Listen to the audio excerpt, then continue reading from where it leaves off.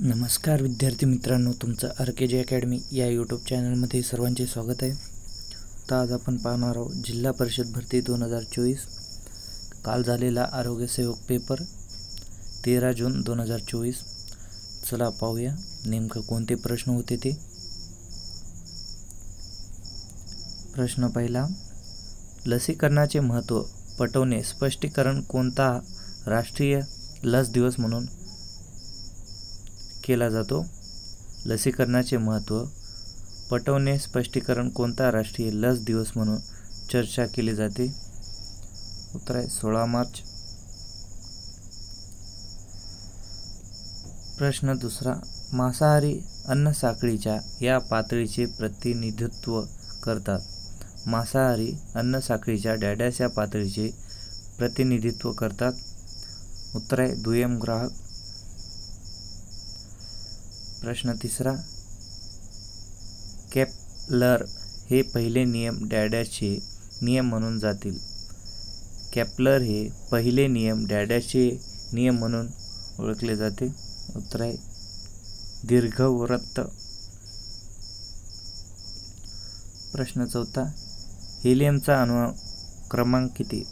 हेलियमचा अनुक्रमांक किती? उत्तर आहे 2.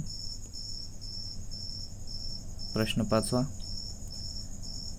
डॅडॅसने कोणत्याही वस्तूची तयार झालेली प्रतिमा नेहमी आभासी आणि वस्तूपेक्षा लहान असते? प्रश्न पाचवा, डॅडॅसने कोणत्याही वस्तूची तयार झालेली प्रतिमा नेहमी आभासी आणि वस्तूपेक्षा लहान असते? उत्तर आहे अंतर्गोल भिंग. प्रश्न सहावा, पृथ्वीच्या कोणत्या ठिकाणी गुरुत्वाकर्षण नाही? पृथ्वीच्या कोणत्या ठिकाणी गुरुत्वाकर्षण नाही? उत्तर आहे पृथ्वीच्या केंद्रभागात. प्रश्न सातवा, तापमानात बदल न करता एक पदार्थाचा वापर करण्यासाठी आवश्यक असलेल्या कृष्णतेचे प्रमाण डॅडॅस असते? तापमानात बदल न करता एका पदार्थाचा वापर करण्यासाठी आवश्यक असलेल्या उष्णतेचे प्रमाण असे म्हणतात? गुप्त उष्णता. प्रश्न आठवा, वातावरण मुख्यतः डॅडॅसने गरम होते. वातावरण मुख्यतः डॅडॅसने गरम होते? उत्तर आहे उत्सर्जन. प्रश्न नववा, आधुनिक आवर्त सारणीत धात व अधातू कोणत्या खंडाला उपस्थित होतात? आधुनिक आवर्त सारणीत धातू व अधातू कोणत्या खंडाला उपस्थित होतात? उत्तर आहे पी खंड. प्रश्न 10वा, भारत सेवक समाज या संस्थेची स्थापना डॅडॅस यांनी केली होती. भारत सेवक समाज या संस्थेची स्थापना डॅडॅस यांनी केली होती? उत्तर आहे गोपाळ कृष्ण गोखले. प्रश्न 11, 1905 मध्ये गोपाळ कृष्ण गोखले यांनी कोणत्या संस्थेची स्थापना केली? 1905 मध्ये गोपाळ कृष्ण गोखले यांनी कोणत्या संस्थेची स्थापना केली? उत्तर आहे भारतीय समाजाचे सेवक. प्रश्न 12, महाराष्ट्राच्या आर्थिक संरक्षण अहवालानुसार 2018 ते 2019 वर्षामध्ये महाराष्ट्राच्या अर्थव्यवस्थेमध्ये खालीलपैकी कोणत्या क्षेत्रामध्ये सर्वाधिक घट झाली होती? महाराष्ट्राच्या आर्थिक संरक्षण अहवालानुसार 2018-2019 वर्षामध्ये महाराष्ट्राच्या अर्थव्यवस्थेमध्ये खालीलपैकी कोणत्या क्षेत्रामध्ये सर्वाधिक घट झाली होती? उत्तर आहे कृषी क्षेत्र. प्रश्न 13, प्रतापसिंह उद्यान कुठे आहे? प्रतापसिंह उद्यान कुठे आहे? उत्तर आहे सांगली. प्रश्न 14, कोणती बॅटरी सर्वात शक्तिशाली आहे? कोणती बॅटरी सर्वात शक्तिशाली आहे? उत्तर आहे लिथियम बॅटरीज. ते इतर कोणत्याही बॅटरी सेलची सर्वाधिक ऊर्जा घनता देतात, म्हणजे ते अल्कधर्मी सारख्या इतर बॅटरीपेक्षा जास्त ऊर्जा साठवतात. प्रश्न 15, मोबाईल निर्मितीमध्ये भारताचा क्रमांक कितवा आहे? मोबाईल निर्मितीमध्ये भारताचा क्रमांक कितवा आहे?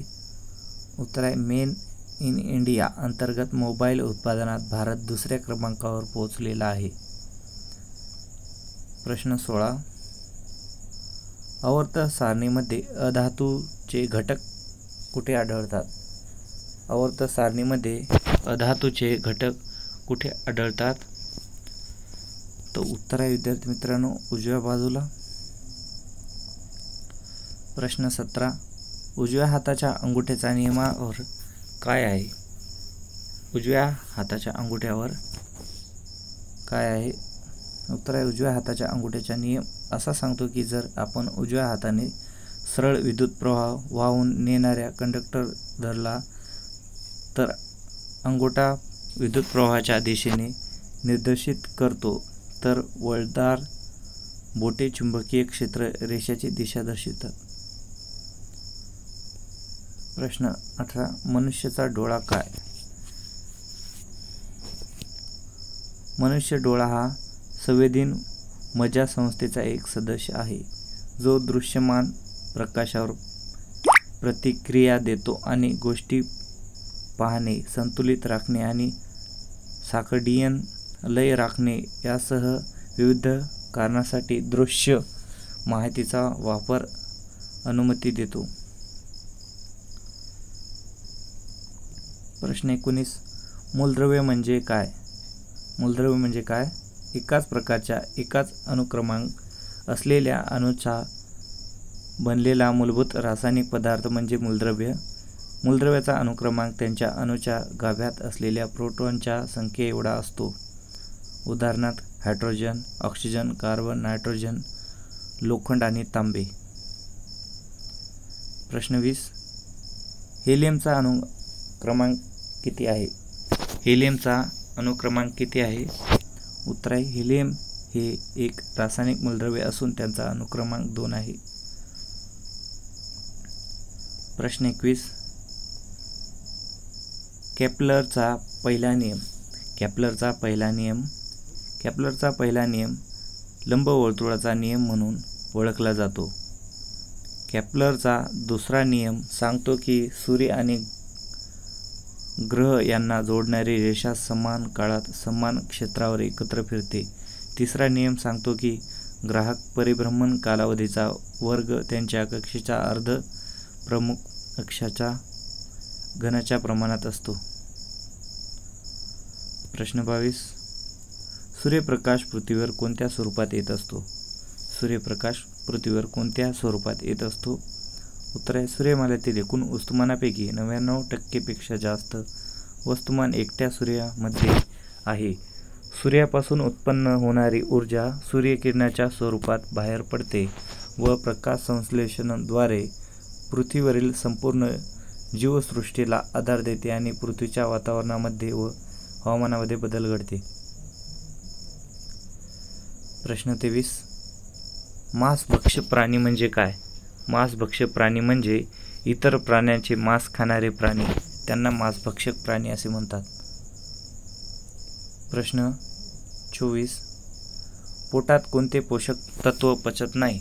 पोटात कोणते पोषक तत्व पचत नाही? उदाहरणार्थ उत्तर आहे आहारातील एकमेव घटक जे पोटात पचत नाही ते चरबी, कर्बोदके आणि हे या वस्तू स्थितीमुळे आहे. अमायलेस एन्झाईम केवळ अल्कधर्मी वातावरणात कार्य करू शकतात आणि मानवी पचन तंत्रात आढळत नाहीत. प्रश्न 25. रात्रीचे तारे का लुकलुकतात? रात्रीचे तारे का लुकलुकतात? कारण दुपारी सूर्य लुकलुकू नाही देत म्हणून. ते सतत हलत असतात. हवाई अशीच सतत हलत असते. त्यांच्यामधून जेव्हा ते किरण पार होतात तेव्हा मग ते किरण स्थिर नसून सतत हलत असल्यासारखं वाटतं. त्यामुळे तारे लुकलुकत असल्यासारखेच वाटतात. रात्रीच्या वेळी आकाशात जे लुकलुकणारे हजारो पृथक प्रकाशबिंदू दिसतात त्यांना आपण चांदण्या किंवा तारे म्हणतो. ग्रह परप्रकाशित असतात तर तारे स्वयंप्रकाशी असतात. चांदण्या पाहता पाहता मध्येच एखादी चांदणी लुकलुकून नाहीशी झाल्याचा भास होतो, तर काही चांदण्या नव्याने दिसाव्या लागतात. प्रश्न 26. नैसर्गिक आपत्ती खालीलपैकी कोणती? नैसर्गिक आपत्ती खालीलपैकी कोणती आहे? नैसर्गिक धोक्याच्या घटनांच्या उदाहरणांमधून पूर, दुष्काळ, भूकंप, उष्णकटिबंधीय चक्रीवादळ, ज्वालामुखी क्रियाकलाप, जंगलातील आग यांचा समावेश होतो.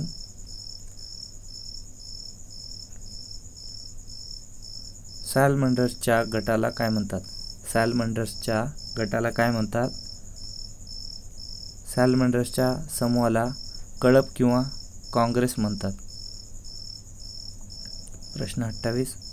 सर्वात लहान सॅलमेंडर काय आहे? सर्वात लहान सॅलमेंडर काय आहे?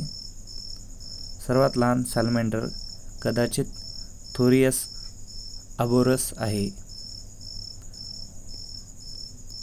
सर्वात मोठा सॅलमेंडर काय आहे? सर्वात मोठा सॅलमेंडर काय आहे? सर्वात मोठा सॅलमेंडर म्हणजे चिनी जायंट सॅलमेंडर. प्रश्न 30. सॅलमेंडर कोणता प्राणी आहे? सॅलमेंडर कोणता प्राणी आहे? सॅलमेंडर हे एक प्रकारचे उभयचर प्राणी आहेत. जर तुम्हाला हा व्हिडिओ आवडला तर व्हिडिओला लाईक आणि चॅनलला सबस्क्राईब करायचं आहे.